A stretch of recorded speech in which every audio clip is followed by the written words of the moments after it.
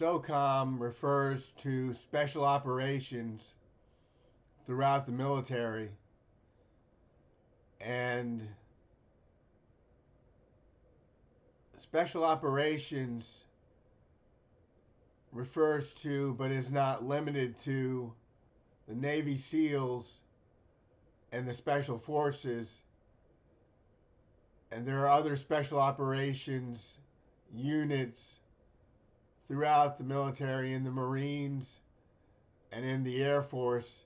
The Navy SEALs, of course, is in the Navy, and the Special Forces, of course, is in the Army. There are many ways to go about strategic attacks on another force that is threatening to you. You know, if you're dealing with warfare in another country, you might want to approach the situation with caution, but you have to be aggressive when actually in battle so that you take over the situation and take control of what's going on below you. Say you're flying over in a jet. You know, you want to take control of the ground from up above, and when you land and you put boots on the ground, that's when you are, you know, infiltrating the whole area and stopping the opponent from existing on Earth by terminating your opponent's command and, you know, alleviating them of everything that exists.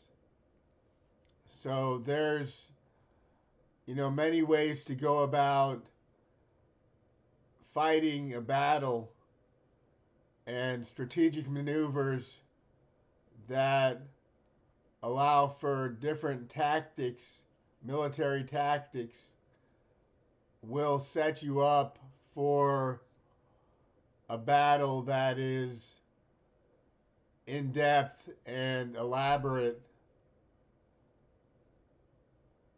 You know, if you are a U.S. Army Ranger or in the Green Berets in the Special Forces, you undergo the same sort of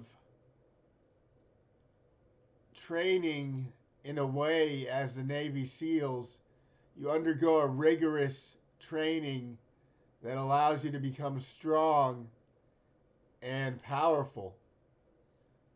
And it's not the exact same training as the Navy SEALs, of course. You know, the Navy SEALs undergo their own way of training, but it's similar to the U.S. Army Ranger training and could be similar to the Green Beret training as well. I'm not really familiar with how Green Berets are trained in the Special Forces, but I've seen plenty of documentaries of U.S. Army Rangers and Airborne Rangers being trained, and I see that they're trained similarly to the way the Navy SEALs are trained, minus the water experience. There's more diving and swimming in the Navy SEALs training than in the Army Ranger training or the Airborne Ranger training.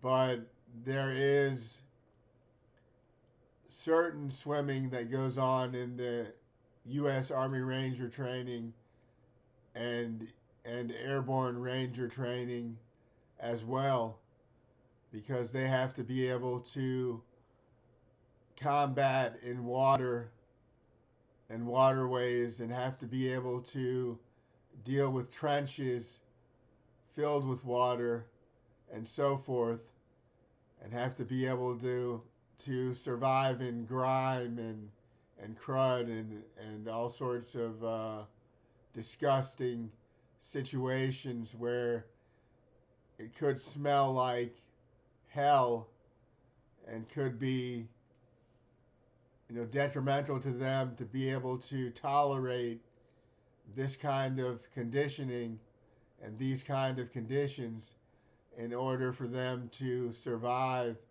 through war.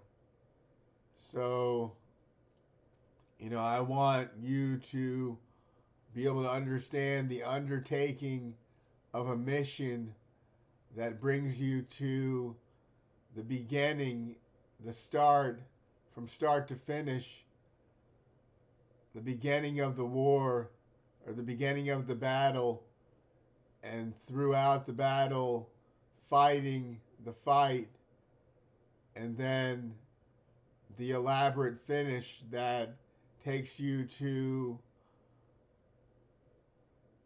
where you won the battle and you've eliminated all the threats that are that have been imposed upon you, that are threatening to you, and you go out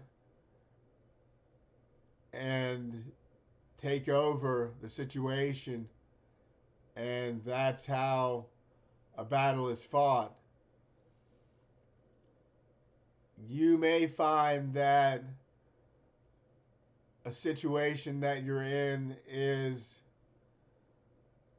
harsh and crude, and in situations like that, you must fight on and to survive and to eliminate all the threats of harm to you. You must shoot your opponents and blow up your opponents and kill all the attackers that are dangerous to you. So, a war is no joke, and it's a serious attack on opposing forces.